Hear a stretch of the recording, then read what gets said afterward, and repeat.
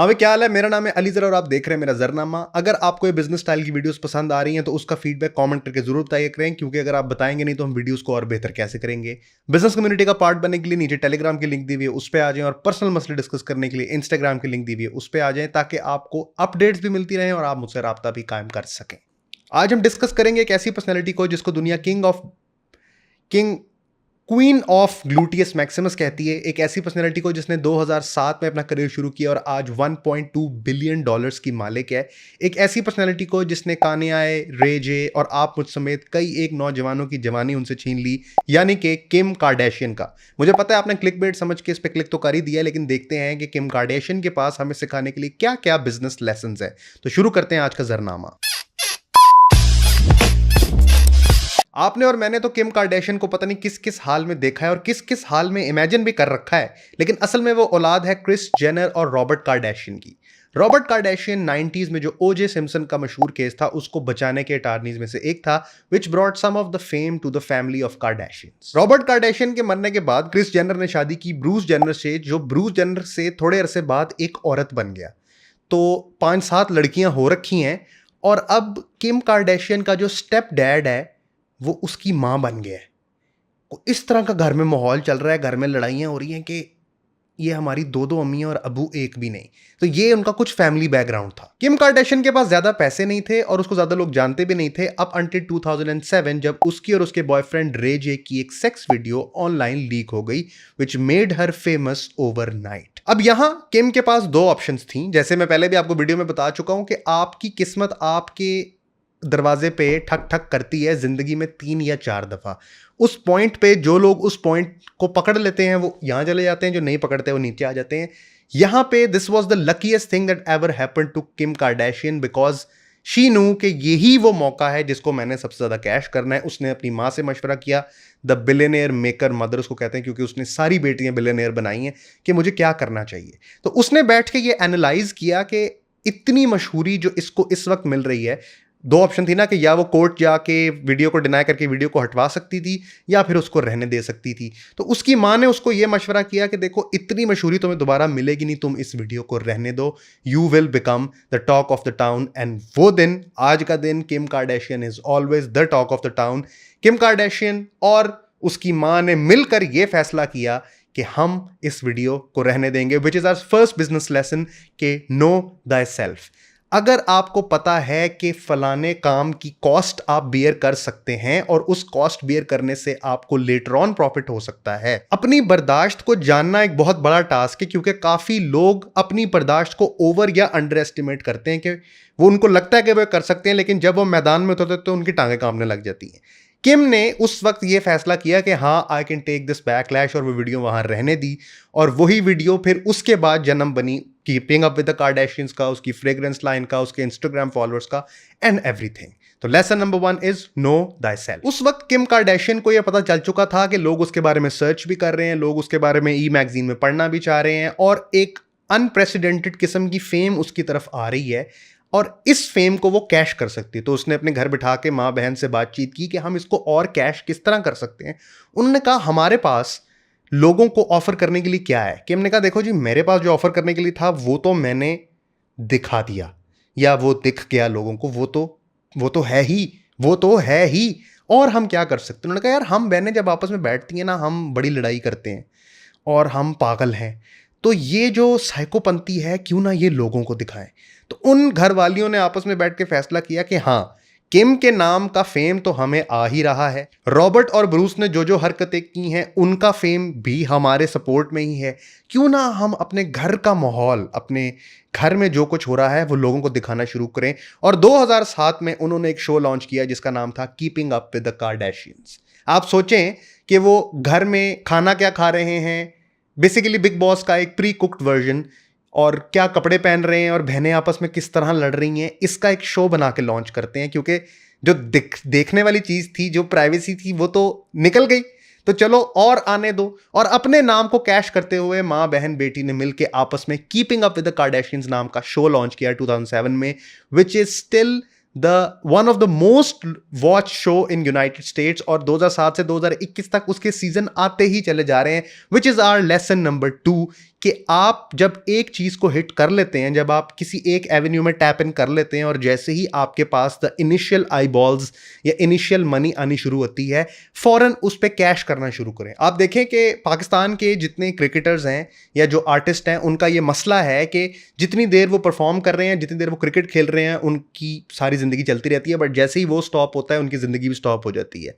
लेकिन जब आपके पास फेम है, उसको कैश करके फौरन दूसरी चीजों में डाल देना, जैसे शाहिद अफरीदी ने फ्रेग्रेंस बनाई या वसीम अकरम ने अपना परफ्यूम लॉन्च किया। Which is our lesson number 2 के always cash in your initial return. आपने बिजनेस शुरू किया, आपको इन्वेस्टर ने पैसे दिए, फौरन दूसरी दुकान बना लें। ये मत सोचेंगे मैं इस दुकान को बड़ा करूं, आपकी वो दुकान हो सकता है रहे ना, फौरन दूसरे बिजनेस में डालें। अगर आपका टिकटिंग का बिजनेस है तो फौरन टूरिज्म का बिजनेस शुरू कर दें, इससे पहले कि बहुत देर हो जाए। और यही किम के ने किया। अब साल है 2013, बहनें एंटरप्रेन्योर बन रही हैं, सब कुछ चल रहा है, शो चल रहा है, शूट वूट मिल रहे हैं, सारा कुछ एंजॉयमेंट चल रहा है।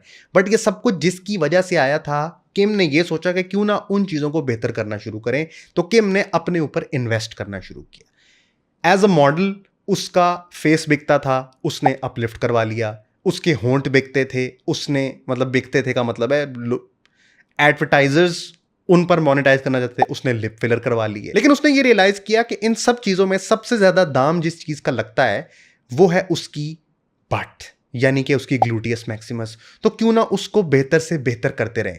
अब उसने यहां पे खेल क्या खेला कि अपनी बट के अंदर इंप्लांट्स नहीं करवाए, बल्कि she got fat injected into her buttocks so that they can be sold to the highest bidder, and then to make the value of that particular butt, she insured the butt for $21 million. अब आप सोचें कि किसी इंसान का body part insurance में कैसे जा सकता है, लेकिन ये काम सिर्फ इंश्योरेंस के लिए नहीं है। यानी कि अगर किसी दिन वो चीज डैमेज हो गई तो इंश्योरेंस वाले पैसे देंगे। It's not the claim, it's about कि आप अपनी प्रॉपर्टी, आपने अगर मोनोपोली खेली हो तो मोनोपोली में बेसिकली होता ही है कि आप एक प्रॉपर्टी लेते हैं और उस प्रॉपर्टी के इर्द गिर्द होटल्स बनाते हैं ताकि उस प्रॉपर्टी का रेट अप जाए और दूसरे होटल के बिडर्स उसको महंगा करके खरीदें। तो उसने ये जो इंश्योरेंस वाला कार्ड खेला, उससे everybody was talking about that particular part, and GQ magazine and other people were paying specifically to get that featured. So अगर फॉर एग्जाम्पल वो एक बिजनेस है, मैं एक बिजनेस हूं और मैं वीडियो एडिटिंग भी जानता हूं और डिजिटल मार्केटिंग भी जानता हूं, और फॉर एग्जाम्पल मुझे लकड़ी भी काटनी आती है, तो मैं ये देख रहा हूं कि मैंने लकड़ी काटने का भी डिप्लोमा कर लिया, डिजिटल का भी कर लिया, मार्केटिंग का भी कर लिया, एडिटिंग का भी कर लिया। इसमें से सबसे ज्यादा कौन सी ऐसी चीज है जिसके बारे में लोगों से मैं आपस में बातें करवा सकता हूं? क्योंकि जब मेरे बारे में, उस स्किल के बारे में बात हो रही होगी तो उस चीज की वैल्यू बढ़ रही होगी। तो अगर मैं ये मशहूर करवा दूं अपने बारे में किसी तरीके से कि मैं बहुत अच्छा एडिटर हूं, तो मैं अपने एडिटिंग स्किल्स को महंगा करके बेच सकता हूं। किम कार्दाशियन उस वक्त एक्टिंग भी कर रही थी, मॉडलिंग भी कर रही थी, बट उसने देखा कि मेरा ये particular part can become the talk of the town, and she got it monopolised, और उसने उसके अगेंस्ट इंश्योरेंस करके उसको टॉक ऑफ द टाउन बना लिया, and signed the biggest Instagram deal at that time, that one post for $1 million, which is our lesson number 3, that you invest in yourself, monopolize, and अपनी best चीज को invest करके आप और बेहतर कर सकते हैं।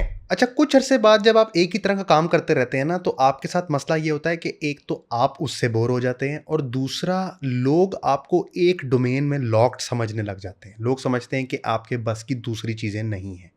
फॉर एग्जाम्पल, अगर एक एक्टर है और वो बहुत अच्छी एक्टिंग कर रहा है, तो उसको फिल्में मिलती रहेंगी, एक्टिंग की और उसको एक तरह के रोल मिलेंगे, लेकिन एक टाइम के बाद वो सैचुरेट हो जाएगा, जो एक टाइम पे लियो के साथ हुआ था या टॉमी के साथ अब हो चुका है, कि आप उसको एक्शन के अलावा एक्सेप्ट नहीं कर सकते क्योंकि एक टैग लगने लग जाता है।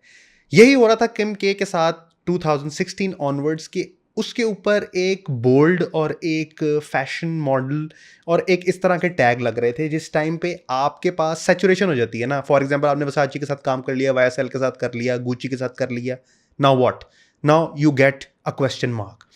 ऐसे टाइम पे आपको अपने आप को डिफरेंट डायमेंशंस में प्लेस करना आना चाहिए कि मेरे बस की और चीज़ें भी हैं।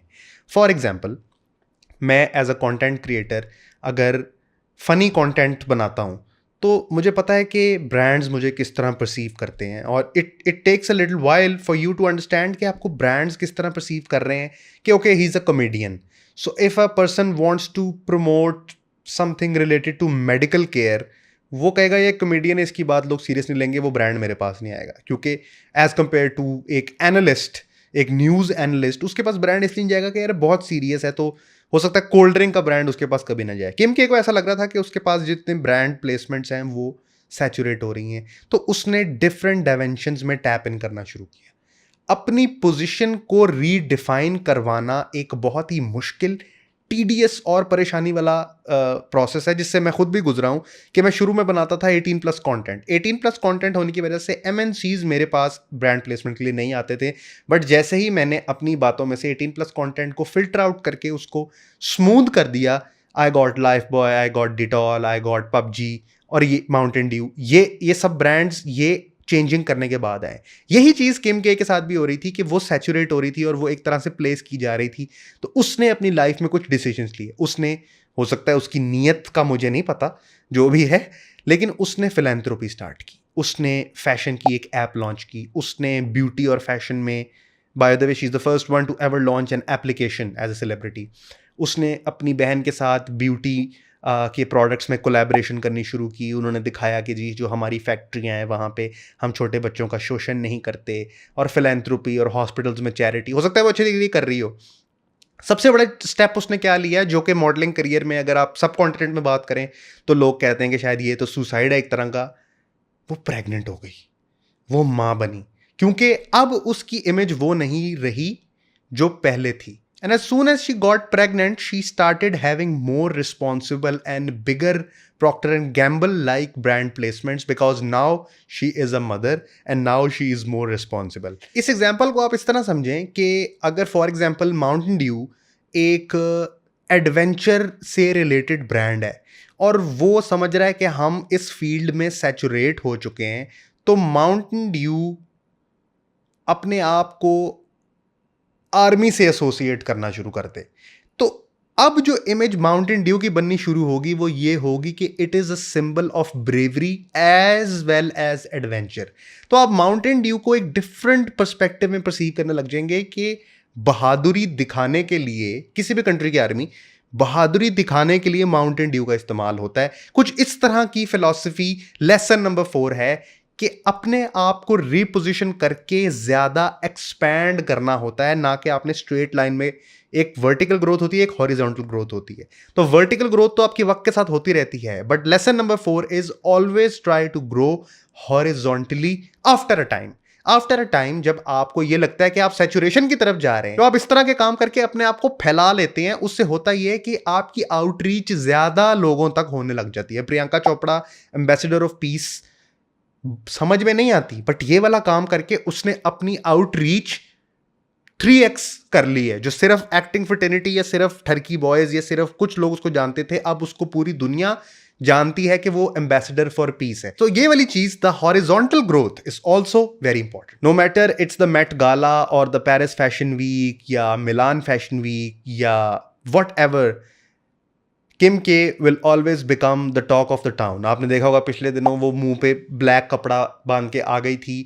It's not about acting weird, it's about acting different, it's about do something that gets you talking between the people. आप अगर पार्ट ऑफ गॉसिप बनना नहीं जानते तो आप कभी भी अपने आप को ब्रांड या मार्केट नहीं कर सकते। आप देखें कि जो पेप्सी कोक की वॉर्स होती थी रमज़ान में, या इस तरह की कोई भी ad campaign, they were built around the simple idea that you have to become the talk of the people. आप पेड प्रमोशन करके अपने आप को कभी भी वो पुश नहीं दे सकते जो लोग एक दूसरे से बात कर रहे होते हैं, जिसको वर्ड ऑफ माउथ कहते हैं।